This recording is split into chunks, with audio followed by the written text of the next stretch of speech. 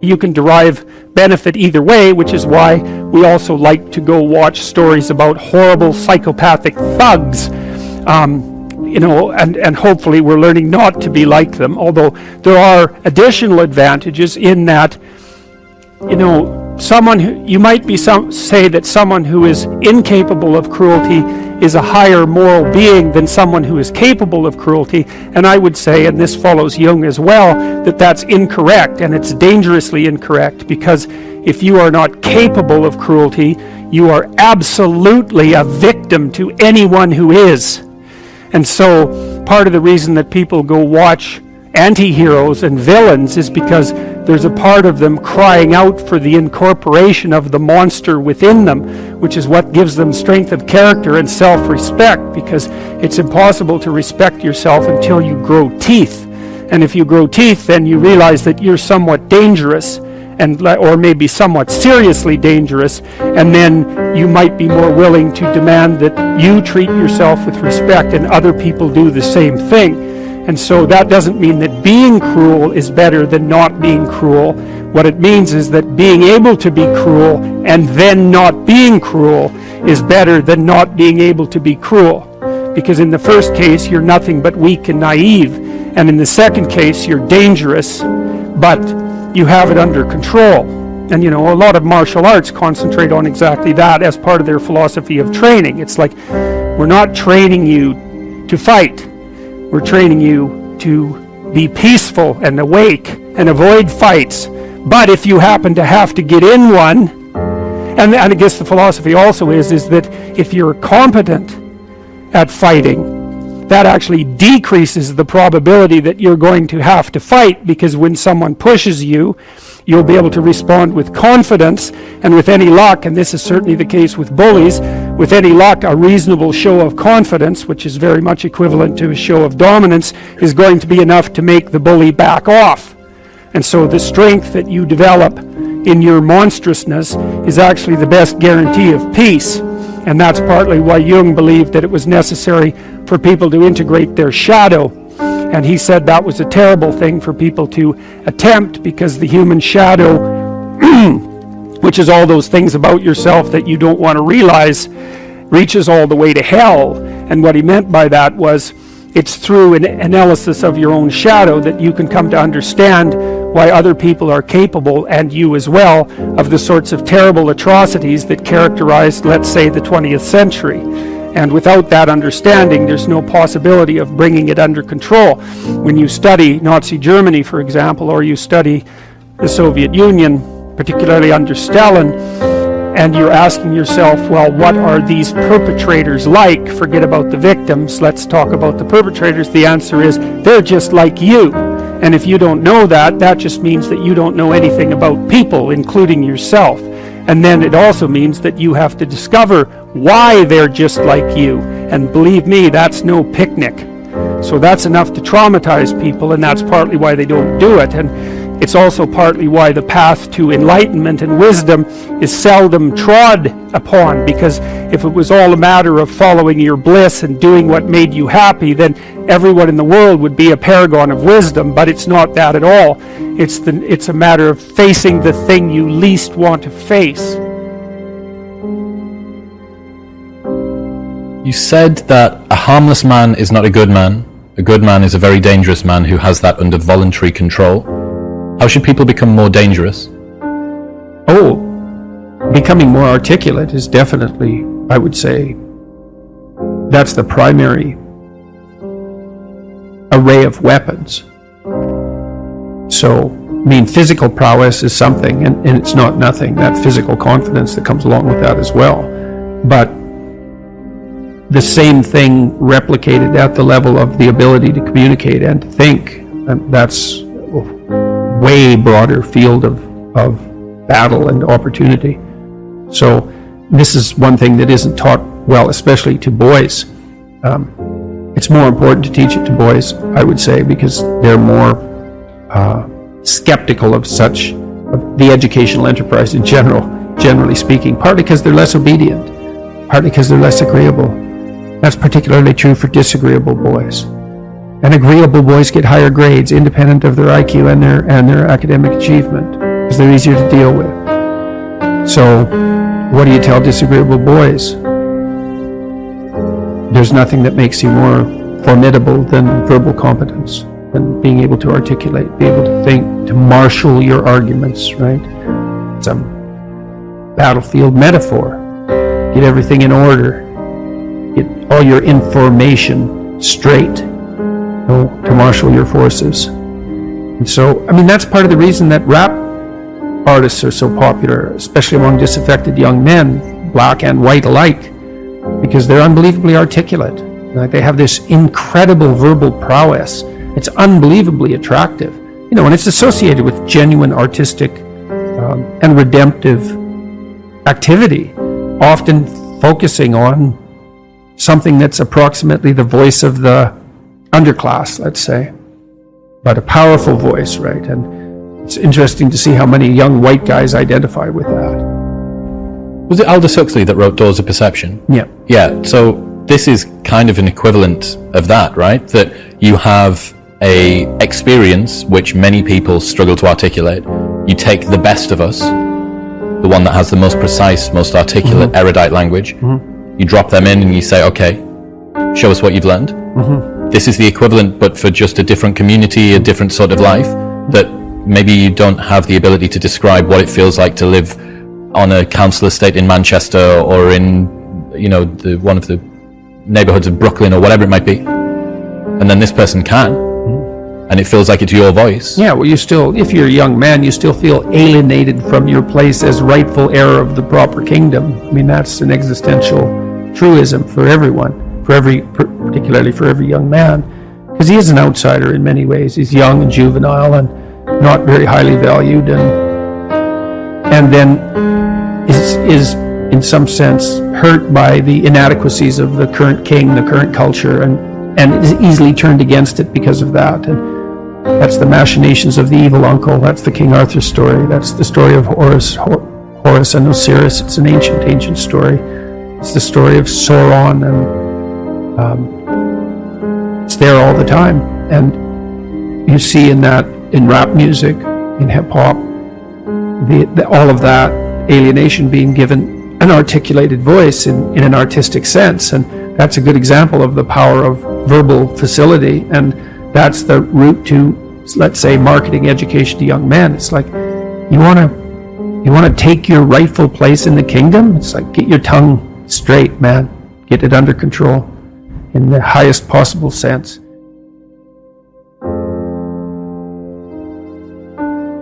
Where do you look for the most valuable thing when you don't know where it is? Well, each of the knights looks at the forest surrounding the castle and enters the forest at the point that looks darkest to him. And that's a good thing to understand, because the gateway to wisdom and the gateway to the development of personality, which is exactly the same thing, is precisely through the portal that you do not want to climb through. And the reason for that's actually quite technical. This is a Jungian presupposition too, is that, well, there's a bunch of things about you that are underdeveloped, and a lot of those things are because there's things you've avoided looking at because you don't want to look at them, and there's parts of you you've avoided developing because it's hard for you to develop those parts. And so it's by virtual necessity that what you need is where you don't want to look, because that's where you've kept it. There's a deep existential lesson in that your being is limited and flawed and fragile. You're like the genie, which is genius in the little tiny lamp, this immense potential, but constrained in this tiny little living space, as Robin Williams said when he played the genie in Aladdin. But the fact that you have limitations means that the plot of your life is the overcoming of those limitations, and that if you didn't have limitations, well, there wouldn't be a plot, and maybe there would be no life.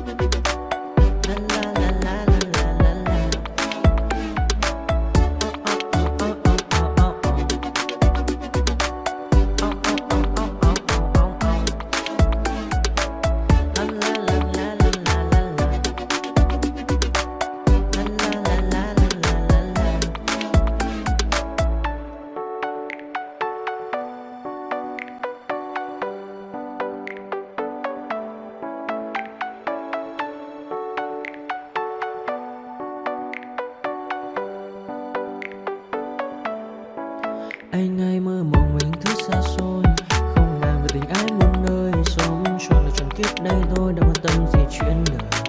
Thế mà lại nằm tương tư, ông tầm ba mối xa tơ. Đêm nằm trộn nhớ mơ mơ về ai. Thì ra anh yêu rồi, từ ánh mắt nụ cười, từ đôi môi gọi mưa sao xuyến lòng anh. Thì ra mê em rồi, ngày hay đêm ôm lời, chỉ nghĩ đến em thôi. Đó là do anh đã yêu rồi, anh đã yêu rồi, anh đã yêu rồi. Oh, oh, anh đã yêu rồi, anh đã yêu rồi, anh đã yêu em mất rồi.